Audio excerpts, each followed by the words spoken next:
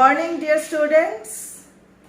Welcome back to our English class. Today, we will discuss the concluding part of the chapter named The Rat Trap by Selma Lagerlof. So far, we have noticed that this story is both philosophical as well as entertaining. The entire rat trap theory that life is one big rat trap. If one takes something wrongfully, then one will definitely get trapped in life by one's consequences. This tale also says something about the second chances, stating that everyone should get another chance to reform himself or herself. This story also focuses on human loneliness and the need to bond with others. Now, let's continue the concluding part of this chapter.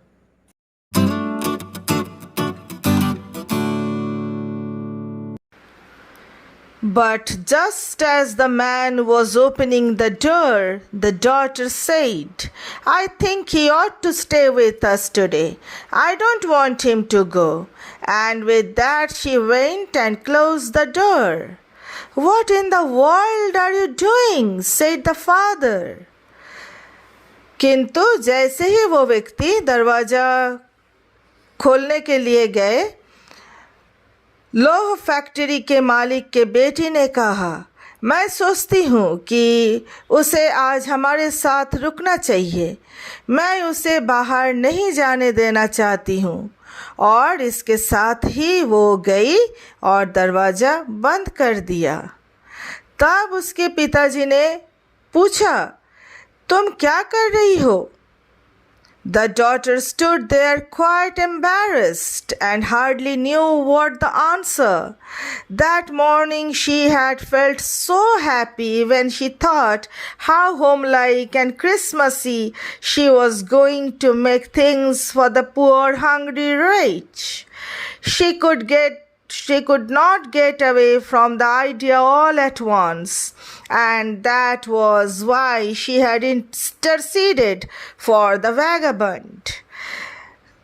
लोह factory के मालिक के बेटी वहाँ बड़ी परेशान सी खड़े रही, क्योंकि वो नहीं जानती थी कि इसका क्या उत्तर दे। उस सुबह उसे बड़ी प्रसन्नता हुई थी जब वो सोच रही थी कि किस तरह से वो घर जैसा और क्रिसमस जैसा उस बेचारे अभागे के लिए बनाने जा रही थी। वो अभी तक उस विचार से पूरी तरह मुक्त नहीं हो सकी थी और यही कारण था कि उसने उस व्यक्ति का पक्ष ले लिया।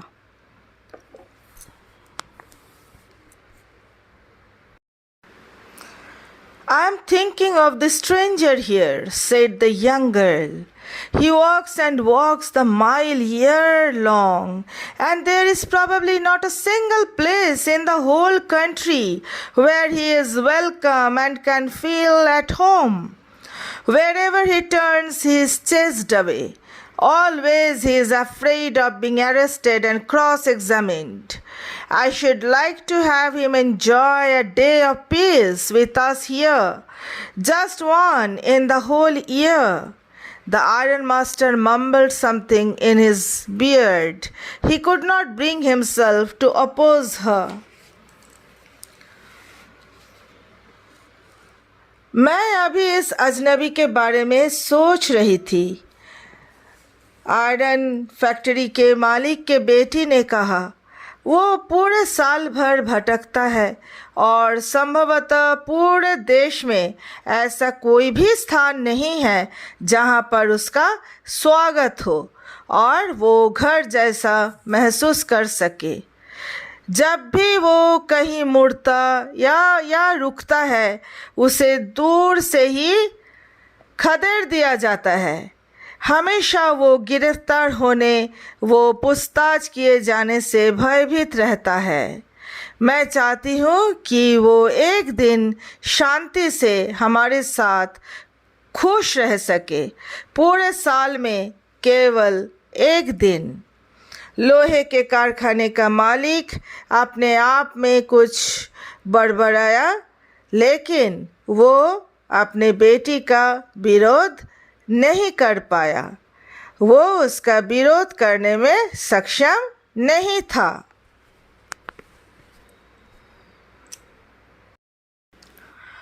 It was all a mistake, of course, she continued.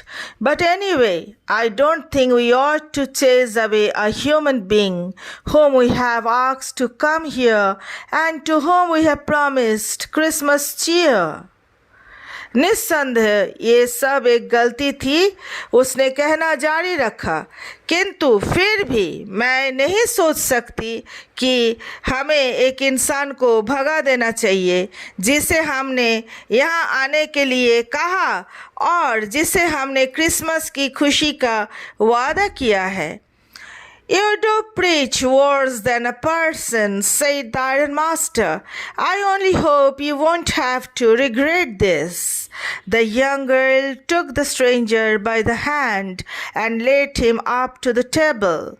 Now sit down and eat, she said, for she could see that her father had given in. The man with the rat trap said not a word. He only sat down and helped himself to the food. Time after time he looked at the young girl who had interceded for him. Why had she done it? What could the crazy idea be?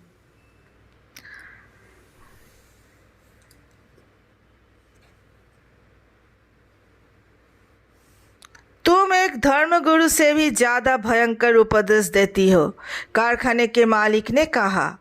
मैं आशा करता हूँ कि तुम्हें इस पर बाद में पछताना ना पड़े। तब लड़की ने अजनबी को हाथ से पकड़ा और मेज तक ले आई। आप यहाँ पे बैठ जाओ और खाना खा लो, उसने कहा, क्योंकि वो देख सकती थी कि उसका पिता मान गए हैं। दानियों वाले आदमी एक शब्द भी नहीं कहा। वो केवल बैठ गया और भोजन करने लगा। समय समय पर वो उस युवा लड़की की तरफ देख लेता जिसने उसका पक्ष लिया था। उसने ऐसा क्यों किया? इसके पीछे विचित्र सोच क्या हो सकती है?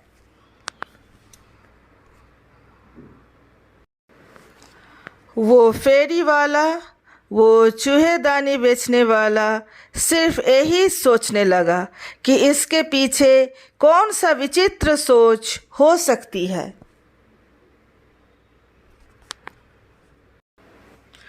After that, Christmas Eve at Ramsjo passed just as it always had. The stranger did not cause any trouble because he did nothing but sleep. The whole forenoon he lay on the sofa in one of the guest rooms and slept at one stretch.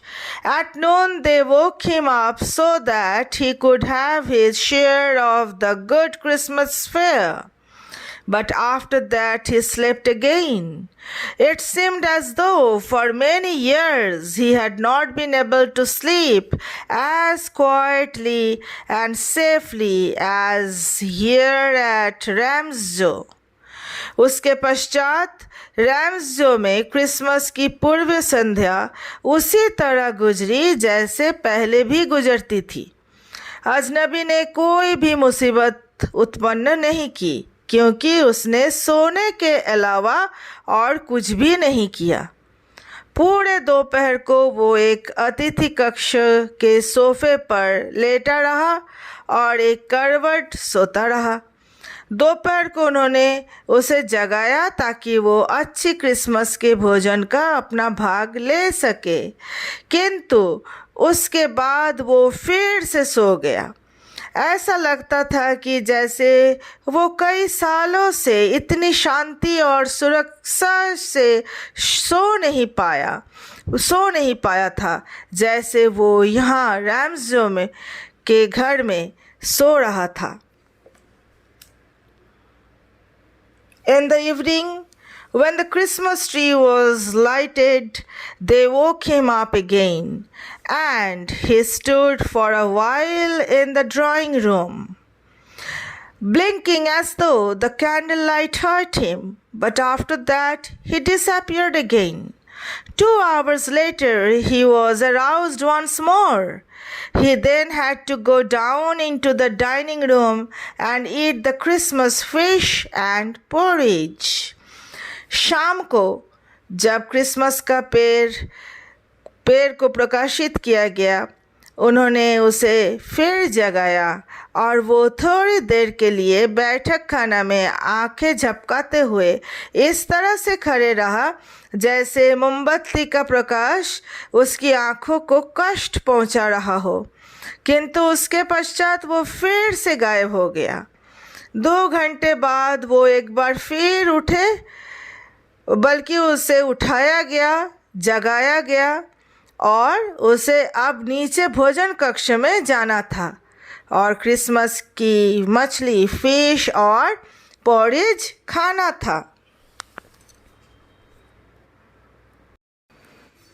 As soon as they got up from the table, he went around to each one present and said thank you and good night. But when he came to the young girl, she gave him to understand that it was her father's intention that the suit which he wore was to be a Christmas present. He did not have to return it, and if he wanted to spend next Christmas Eve in a place where he could rest in peace and be sure that no evil would befall him, he would be welcomed back again. और जैसे ही वे आदमी table से उठे, वो प्रत्येक उपस्थित व्यक्ति के पास गए और उन्हें धन्यवाद ज्ञापन किए और शुभरात्रि भी कहा। किंतु जब वो उस लड़की के पास आया तो उसने उसे समझाया कि उसके पिताजी की ये इच्छा थी कि जो सूट उसने पहना हुआ है वो उसे क्रिसमस का उपहार समझे। उसे इसे वापस लौटाने की कोई आवश्यकता नहीं है, और यदि वो अगली क्रिसमस की पूर्व संध्या उस स्थान पर बिताना चाहे जहाँ वो शांति से रह सके और आश्वस्त रहे कि उस पर कोई विपत्ति नहीं आएगी, तो उसका भी पुनः वापसी का स्वागत होगा। The man with the rat traps did not answer anything to this. He only stared at the young girl in boundless amazement. The next morning, the ironmaster and his daughter got up in good season to go to the early Christmas service. Their guest was still asleep, and they did not disturb him. चूहेदानी बेचने वाला आदमी ने इस बात का कोई उत्तर नहीं दिया। वो केवल सीमाहीन आश्चर्यचकित होके उस लड़की की तरफ एकटक देखता रहा। अगली सुबह लोहे के कारखाने का मालिक और उसकी बेटी प्रातःकालीन क्रिसमस के प्रेयर के लिए चर्च जाने के लिए तैयार हो रहे थे, और इसलिए उन्होंने बहुत सुबह उठ गए नींद से। उनका मेहमान अभी भी सो रहा था और उन्होंने उसे परेशान नहीं किया। When at about 10 o'clock they drove back from the church, the young girl sat and hung her head even more dejectedly than usual. At church, she had learned that one of the old crofters of the ironworks had been robbed by a man who went around selling rat traps. Yes, that was a fine fellow you let into the house, said her father. I only wonder how many silver spoons are left in the cupboard by this time. जब लगभग 10 बजे वे church में वापस चले तो वो लड़की बैठ गई और उत्साहहीन होकर अपना सिर हमेशा से अधिक झुका लिया। चर्च में उसने जाना कि लोहे के कारखाने का एक बुजुर्ग श्रमिक को एक आदमी के द्वारा लूटा गया जो चूहेदानियाँ बेचता हुआ घूमता है। हाँ, वो बहुत अच्छा आदमी था जिसे तुम घर में रहने दिया, उसका पिताजी ने कहा। मुझे केवल इस बात की हैरानी है कि इस समय अलमारी से कितनी चांदी की चम्मचें बाकी बची है।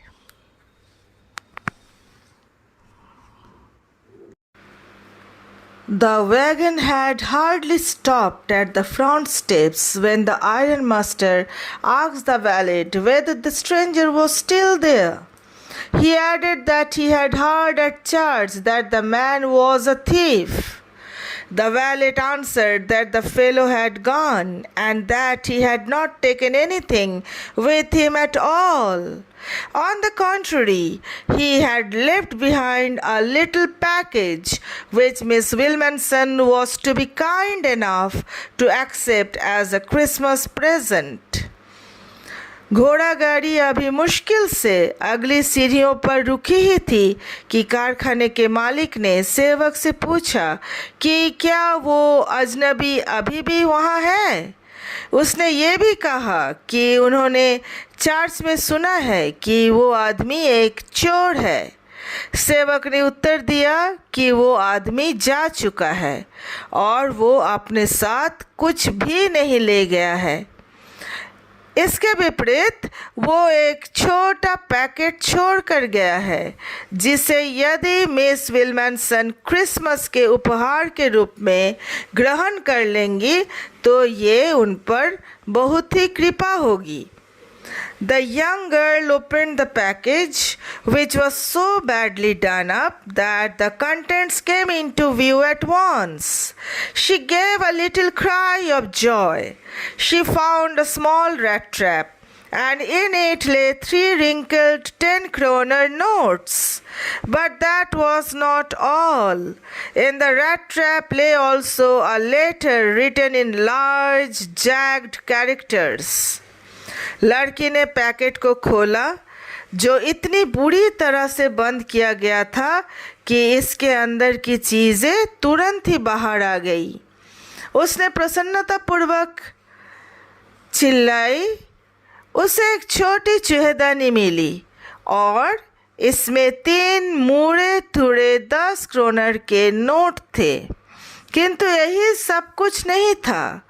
चूहेदानी में एक पत्र भी पड़ा था जो बड़े बड़े टेढ़े मेढ़े अक्षरों से लिखा था।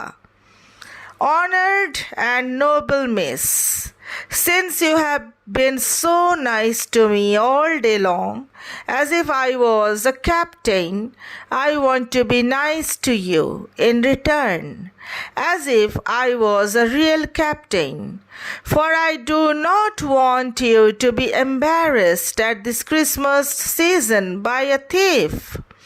But you can give back the money to the old man on the roadside, who has the money pouch hanging on the window frame as a bait for poor wanderers. सम्मानीय और अच्छी मिस विल्मनसन, जबकि आप सारा दिन मेरे प्रति अच्छी रही जैसे कि मैं कोई कैप्टन था, मैं भी इसके बदले आपके प्रति अच्छा रहना चाहता हूँ जैसे कि मैं एक वास्तविक कैप्टन था। इसलिए मैं नहीं चाहता कि आप इस क्रिसमस के दिन एक चोर के द्वारा परेशान हो, किंतु आप ये धन उस सड़क के किनारे रहने वाले वृद्ध व्यक्ति को लौटा सकती हैं जिनका धन का थैला खिड़की से बेचारे गरीब आदमियों के लिए चारा बनकर लटकता रहता है। यानी उन्हें ललचाता रहता है। The rat trap is a Christmas present from a rat who would have been caught in this world's rat trap if he had not been raised to captain, because in that way he got power to clear himself. Written with friendship and high regard, Captain Von Stahl. ये चूहेदानी एक Christmas का उपहार है उस चूहे की तरफ से जो कि इस सांसारिक चूहेदानी में फंस गया है, और यदि वो कैप्टन के एक पद तक नहीं उठाया गया होता तो ऐसा करने से उसे अपने आप को बचाने की शक्ति प्राप्त हुई। मित्रता के लिए और बड़े सम्मान के साथ लिखा गया, कैप्टन वॉन स्टैहली।